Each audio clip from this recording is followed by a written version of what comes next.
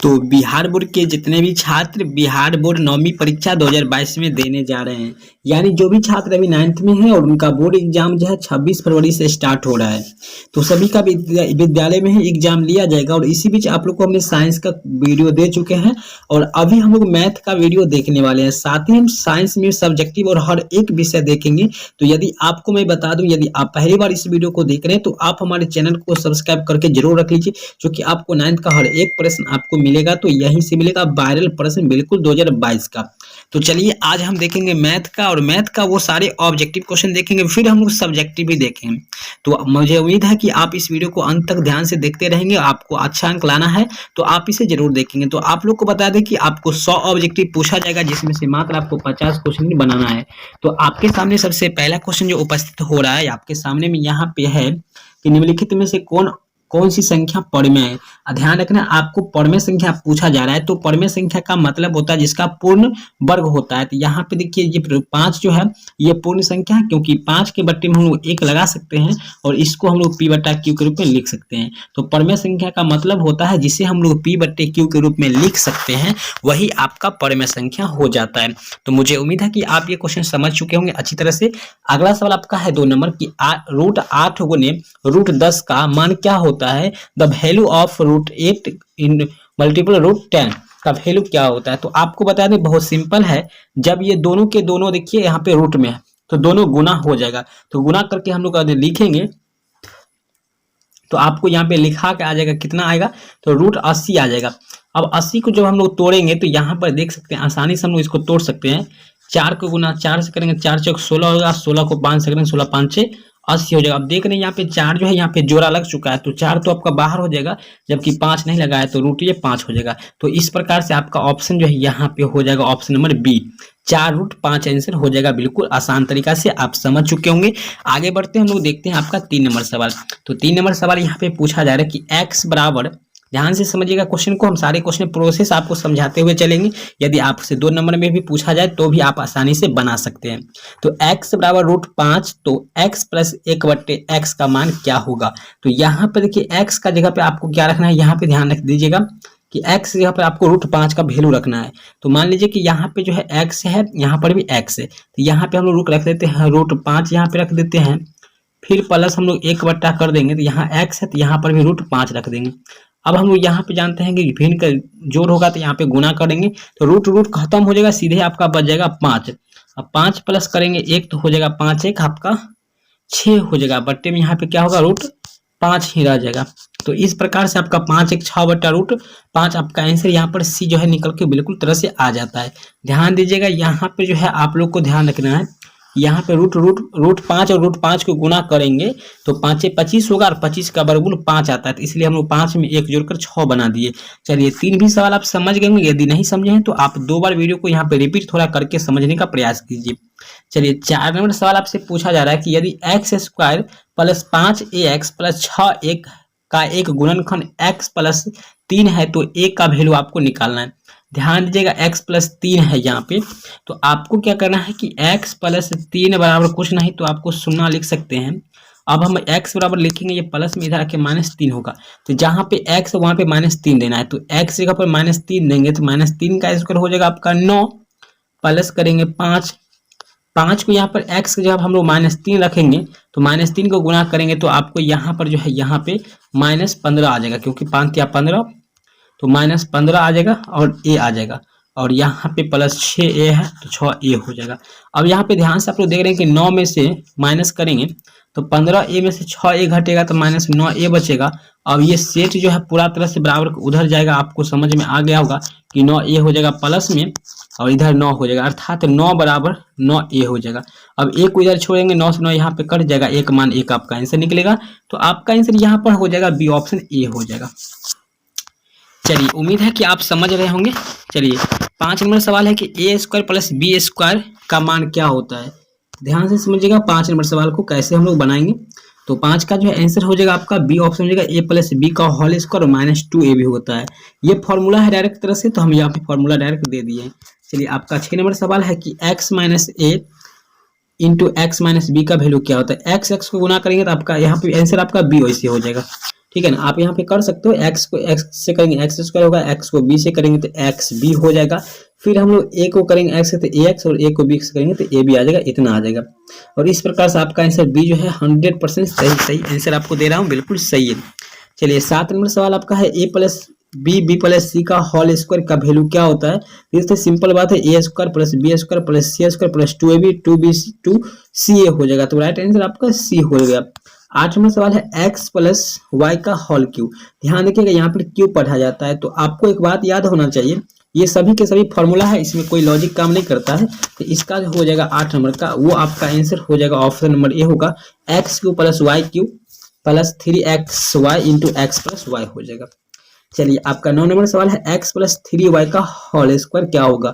बस स्क्वायर पे तोड़ना है, एक्स का करेंगे एक्स स्क्वायर हो जाएगा, और यहाँ पर 6xy और प्लस हो जाएगा 3 3 9। तो यहाँ पे 9 का जो आंसर होगा ऑप्शन नंबर बी हो जाएगा। एक्स का स्क्वायर करेंगे तो एक्स स्क्वायर हो गया, 3a भी होता है, 3 9 6 ए भी होगा, तो 6xy हो गया, बी स्क्वायर तो 9 का स्क्वायर यहाँ पे हो गया वाई स्क्वायर। तो आपका आंसर बी हो गया। ए प्लस बी का होल स्क्वायर पर आपको तोड़ देना है, तो आपका आंसर बिल्कुल निकल जाएगा। 10 नंबर सवाल आपसे पूछा जा रहा है कि 2a प्लस बी प्लस सी का होल स्क्वायर क्या होगा। तो ए प्लस बी को होल स्क्वायर पर इसको तोड़ देना है, और आसानी से आपका आंसर यहाँ पे निकल आएगा B option, 4a square plus B square plus C square plus 4ab plus 2bc plus 4ca। तो मुझे उम्मीद है आप यहाँ पे ये आंसर समझ में आ गया होगा। आप इसे बना सकते हो, ए प्लस बी प्लस सी को होल स्क्वायर पे आप तोड़ करके इसे आसानी से बना सकते हो। चलिए आपका 11 नंबर सवाल है, यदि x प्लस 1/x बराबर 5 तो x square but 1/x square का वैल्यू क्या हो जाएगा। देखिए यहाँ पे भी सवाल कोई भारी नहीं है, बस आपको क्या करना है कि इस सब का वैल्यू आपको 5 बोला गया है, तो 5 बोला गया है, तो यहाँ पर केवल स्क्वायर लगा दिया गया है, तो आपको क्या हो जाएगा, तो एक्स स्क्वायर है तो आपको भी स्क्वायर कर देना है। तो यहाँ पे एक्स के जगह पर करेंगे 5 का स्क्वायर, तो 5 के 25 हो जाएगा, प्लस में 1 बट्टे करेंगे, फिर 25 का स्क्वायर करेंगे, फिर 25 हो जाएगा, और इस तरह से इसको गुना कर देंगे। यहाँ पे 25 को गुना करके, और उसके बाद यहाँ पे इसको 1 को इसमें ऐड करेंगे, और फिर 25 से भाग देंगे। तो ऐसा करने के बाद आपका जो यहाँ पे आंसर फाइनली निकल के आएगा, वो निकल के आएगा ऑप्शन आपका 23, यानी सी आंसर निकल के आएगा 23। ध्यान से आप लोग बना सकते हैं इसको, हमने प्रोसेस आपको समझा दिया, बनाइए। अगर दिक्कत है तो आप हमें कॉमेंट करके जरूर बताएं। चलिए 12 नंबर सवाल आपसे पूछा गया, यदि a plus B plus C बराबर 6, A B plus B C plus C A बराबर 15, तो A square B square plus C square का मान क्या हो जाएगा। तो याद रखिएगा यहाँ पर क्या हो जाएगा, तो आप लोग का आंसर जो यहाँ पे हो जाएगा 12 का आंसर हो जाएगा बी ऑप्शन 6 हो जाएगा, ठीक है ना, 6 ही हो जाएगा, क्योंकि यहाँ पर दिया ही गया है ए प्लस बी प्लस सी का मतलब बराबर 6 है, तो 6 ही इसका आंसर हो ही जाएगा। तो आपका यहाँ पे 13 नंबर सवाल है, यदि x प्लस 1 बहुपद 2x स्क्वायर प्लस kx का एक गुणनखंड है तो k का मान क्या होगा। तो प्रिय छात्र मैं बता दूं कि मैं काफी टाइम नहीं लूंगा आपका, और मैं फास्ट में थोड़ा चलूंगा एकदम तरह से बताते हुए। आप लोग को बस इसी टाइप से क्वेश्चन आपके बोर्ड एग्जाम में पूछा गया है, 9वीं बोर्ड परीक्षा जो होने वाला है उसमें पूछा जा चुका है। तो आपको सारे सवाल को बिल्कुल तरह से देख लेना है, बाकी आपको एग्जाम में सारे के सारे प्रश्न मिल जाएंगे। यदि एक समकोण त्रिभुज के दोनों न्यून कोण बराबर है तो प्रत्येक न्यून कोण का मान क्या हो जाएगा। जब एक समकोण त्रिभुज का 2 न्यून कोण बराबर है तो निश्चित रूप से वो 45 डिग्री का होगा। तो राइट आंसर आपका 14 का जो है बी ऑप्शन हो जाएगा, इसमें कहीं से खांसी खोखी कुछ नहीं है। चलिए 15 नंबर सवाल है, यदि किसी त्रिभुज के तीनों भुजाओं को एक ही क्रम दिशा में आगे बढ़ाया जाए तो इस प्रकार बने तीनों बहिष्कोण, बहिष मतलब बाहर का कोण, मान लीजिए ये कोई त्रिभुज है, इसको इधर बढ़ा दिया गया, इसको इधर बढ़ा दिया, इसको इधर, तो यहाँ पर जो कोण बनेगा, यहाँ पर ये सब का जो है योग कितना होगा, तो 360 हो जाएगा। तो 15 का जो आंसर हो जाएगा ऑप्शन नंबर यहाँ पे डी हो जाएगा 360।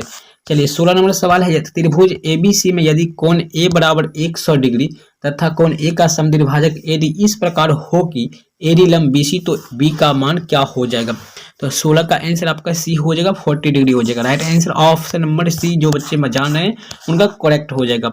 चलिए 17 नंबर सवाल है आपका कि यदि किसी त्रिभुज के तीनों अंतः कोणों का अनुपात इतना है तो त्रिभुज की सबसे छोटी कोण क्या होगा। तो तीनों को अनुपात करके जोड़ना है, तो 5 4 9 9 4 कितना होगा, 5 4 9 9 3 12 x हो जाएगा आपका बराबर बराबर। यहाँ पे करेंगे 180 आपका तीनों का योग होता है, और इसको x बराबर करेंगे तो 180/12।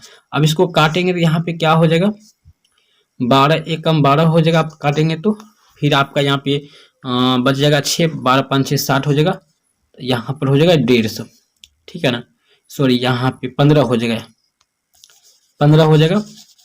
यानी एक छोटी से छोटी को जो यहाँ पे आपका 15 निकल के आ रहा है, 15 का 3 से गुना करेंगे 45 हो जाएगा, तो आपका आंसर यहाँ पर 17 का हो जाएगा एकदम तरह से, आपका सी आंसर हो जाएगा 45 डिग्री। चलिए आगे बढ़ लेते हैं। अगला सवाल आपका 18 नंबर है। यदि त्रिभुज एबीसी समरू सर्वांगसम त्रिभुज डीईएफ हो तो डीईएफ की कौन सी भुजा त्रिभुज एबीसी की भुजा बीसी के बराबर होगी? तो बिल्कुल जैसे ये सर्वांगसम वाले से है, तो 18 का आंसर ऑप्शन नंबर आपका बी होगा, ई एफ हो जाएगा बी, बिल्कुल सही है। चलिए 19 नंबर सवाल है आपका, बिंदु 4-5 स्थिति क्या है? ये जो है आपका प्रथम पद में, इस बात को याद रखिएगा, एक ऐसे होता है, आपको 10th में अच्छी तरह से पढ़ना होगा, जान नहीं छोड़ने वाला ये। और यहाँ पे होता है ये प्रथम पाद होता है, ये आपका द्वितीय पाद होता है, ये आपका तृतीय होता है और ये चतुर्थ होता है। तो इसमें जो होता है दोनों के दोनों प्लस होता है, इसमें होता है माइनस प्लस, इसमें माइनस माइनस, इसमें होता है प्लस माइनस। चलिए तो यहाँ पे दोनों के दोनों प्लस में है, तो इसलिए प्रथम पद में हो जाएगा, याद रखिएगा, पूछा ही जाएगा, पूछवे करेगा, समझिए। बी से किसी एबीसी त्रिभुज एबीसी में यदि AB बराबर BC सॉरी AB बराबर AC हो तो भुजा BC को D तक बढ़ाने पर बने ACD का माप 100 हो तो BAC का मान क्या होगा? त्रिभुज ABC है और AB बराबर जो है आपका AC है, BC को यहाँ पर मान लीजिए A और हम लोग B देते हैं, C देते हैं, तो यहाँ पर BC को अगर हम लोग D तक बढ़ाते हैं तो ACD की माप क्या हो जाएगा? ACD की माप, इसकी माप क्या हो जाएगी? तो 20 नंबर सवाल है और इसका माप जो होगा आपका यहाँ पे 20 डिग्री निकल के आ जाएगा, यानी आपका बराबर कर रहा है, यहाँ पे त्रिभुज थोड़ा अच्छा से नहीं बनाया, तो यहाँ पे आपका जो 20 डिग्री निकल के आएगा, ऑप्शन नंबर यहाँ पे बी आंसर हो जाएगा। 21 से किसी समद्विबाहु त्रिभुज में यदि शीर्ष पूछा गया, यदि किसी समद्विबाहु त्रिभुज में, यहाँ पे ध्यान से समझिएगा,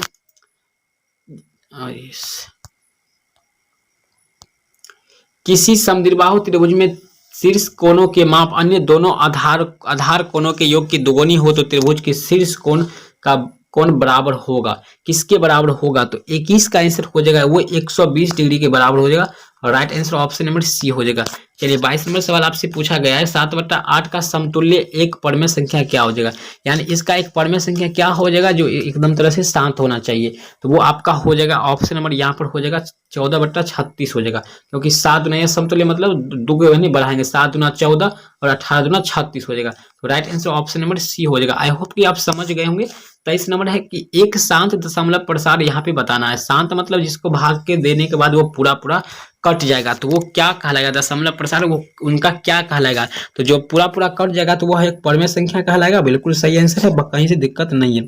तो आपका अगला सवाल यहाँ पे है 24 नंबर पूछा जा रहा है कि 5 के पावर 1/3 और यहाँ पे इंटू है मतलब गुना है 6 का पावर 1/3, जब पावर जब वहाँ पे सेम है तो यहाँ पर नीचे वाले को गुना कर देंगे, पावर वहाँ पे सेम रहेगा, तो 6 5 30 हो जाएगा, 30 के पावर 1/3 आंसर हो जाएगा। 24 का ऑप्शन नंबर बी जो है बिल्कुल सही होगा, क्योंकि 6 5 गुना कर देंगे, यहाँ पे ऊपर पावर सेम है और ये गुना में है, तो नीचे वाले गुना कर देंगे और ऊपर वाला पावर सेम 1 रह जाएगा, ठीक है ना, यानी उतना ही रह जाएगा, 1/3 है। चलिए इस बात को याद रखिएगा। 25 है 2 के पावर 0 प्लस 4 के पावर 0 बटे 6 का पावर 0, जब जिस भी मान किसी भी चीज का पावर जब 0 रहेगा तो उसका मान 1 होता है, तो 1 प्लस हम लोग 1 करेंगे बट्टा 1 करेंगे, 1 1 2 होगा, 2 के बट्टा में 1, तो 1 नीचे वाला का वैल्यू नहीं भी होता है, तो आपका बी आंसर होगा, 2 आंसर निकल जाएगा। चलिए बहुत ईजी है क्वेश्चन। यहाँ पर है रूट 6 के पावर -2 का मान क्या होगा? यहाँ पे -6 का पावर -2 दिया है, तो इसका आंसर हो जाएगा 1/6 हो जाएगा, बी आंसर, क्योंकि जब ये माइनस हटाने के लिए हम लोग क्या करते हैं, बट्टा 1 करते हैं 6, ठीक है ना, तब जाके इसका पावर जो है माइनस जो है निकल जाता है।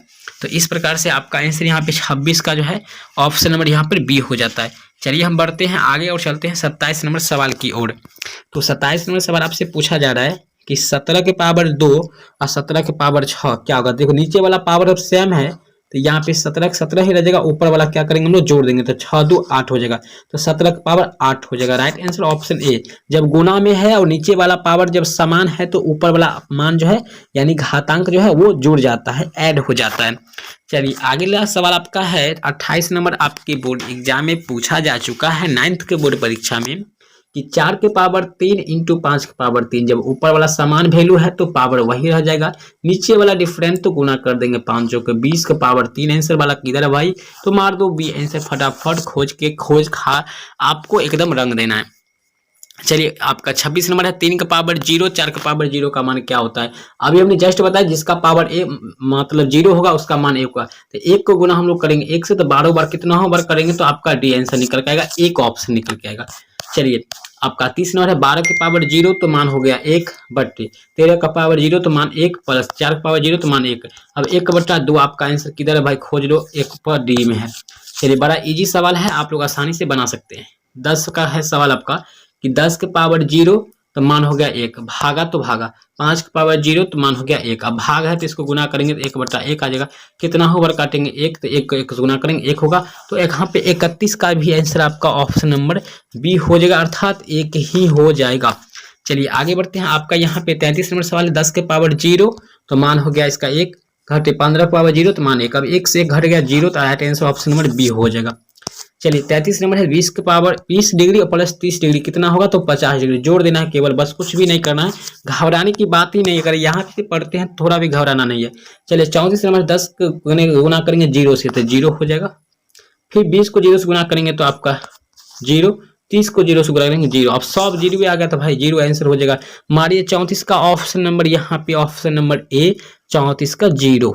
चलिए 35 नंबर सवाल आपसे पूछा जा रहा है कि 10 को गुना करेंगे 0 से, 40 को करेंगे गुना 0 से, 0 से करेंगे तो 0, फिर करेंगे 0, फिर करेंगे 0, तो भाग गुना कुछ भी होगा सबका मान होगा 0। राइट आंसर 35 का भी ऑप्शन नंबर यहाँ पे 0 वाला हो जाएगा, ऑप्शन ए हो जाएगा। चलिए 36 है कि 20 के पावर 0 है तो 1 हो गया मान, 35 के पावर 0 है तो 1 हो गया।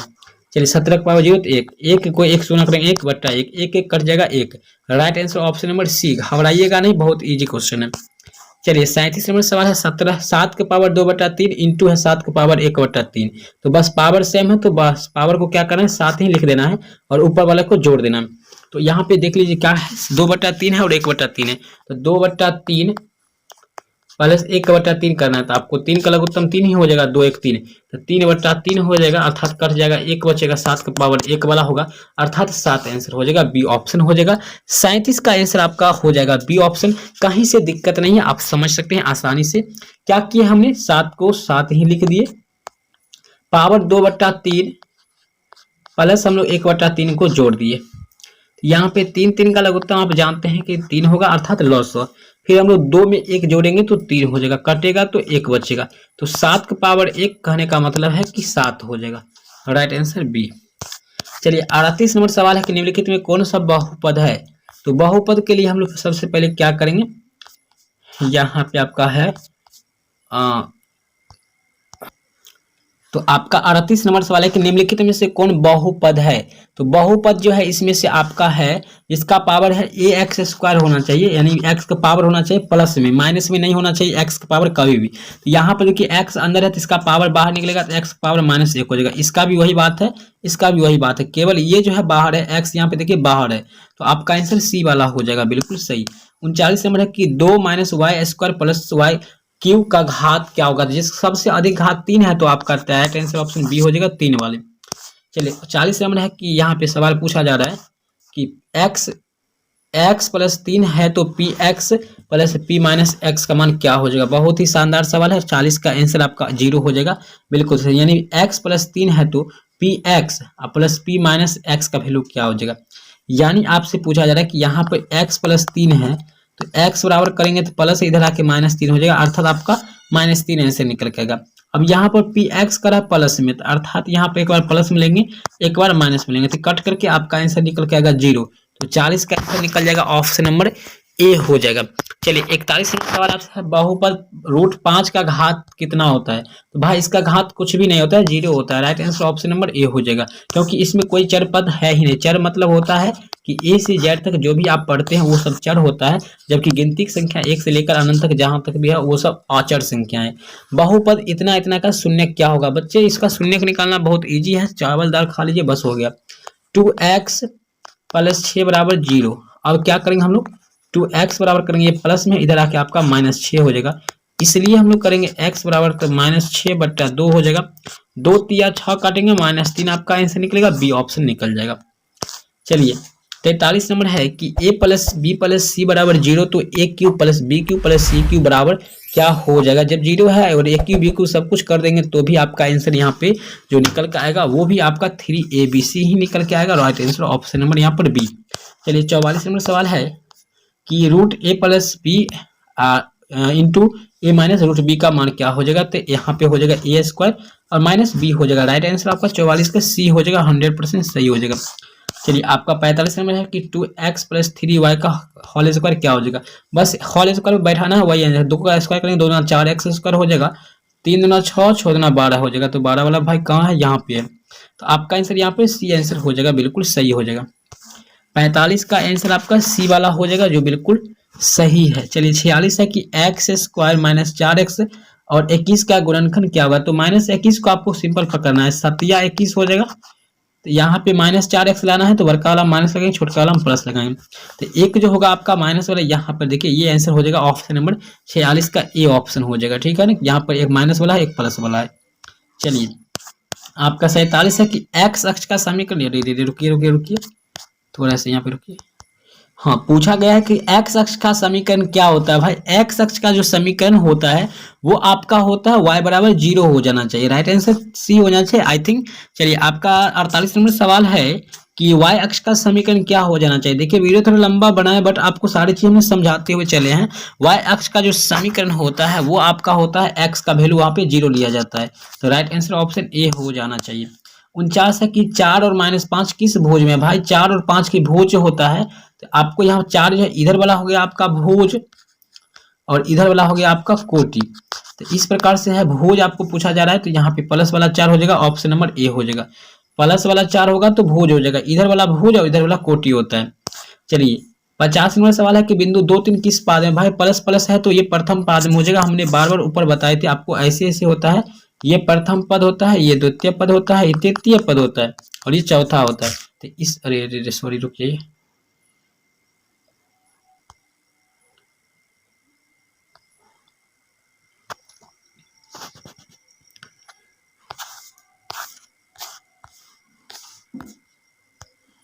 तो यहाँ पे ये प्रथम पद हो जाता है। ठीक है ना, ऐसे ऐसे रहता है। हमने बताया ये प्रथम पद होता है, ये द्वितीय होता है और ये आपका तृतीय होता है और ये आपका चतुर्थ होता है। तो इसमें जो होता है आपका प्लस प्लस होता है प्रथम में, द्वितीय में माइनस प्लस होता है, तृतीय माइनस और चतुर्थ में प्लस माइनस होता है। यहाँ पे प्लस प्लस है तो ये प्रथम पाद में हो जाएगा। चलिए 51 नंबर सवाल हम लोग देखते हैं, त्रिभुज के तीनों कोणों का योगफल कितना होता है। भाई त्रिभुज के तीनों कोणों का योग 180 होता है। त्रिभुज कुछ ही बनाइए 60 60 60, त्रिभुज के तीनों भुजा जो है 180 होता है। तो दोस्तों बता दो कि वीडियो काफी लंबा बन चुका है, आप लोग को बोरिंग फील हो रहा है, तो मिलते हैं फिर से नेक्स्ट वीडियो में इसका पार्ट 2 क्लास लेकर के। यदि आप आगे भी चाहते हैं इसका क्लास तो आप हमें कॉमेंट करके निश्चित रूप से बताएं, तभी जाके आपको इसका भी वीडियो मिल जाएगा आगे और सब्जेक्टिव का भी मिल जाएगा। तो तब तक के लिए मिलते हैं फिर से नेक्स्ट वीडियो में, तब तक के लिए बाय।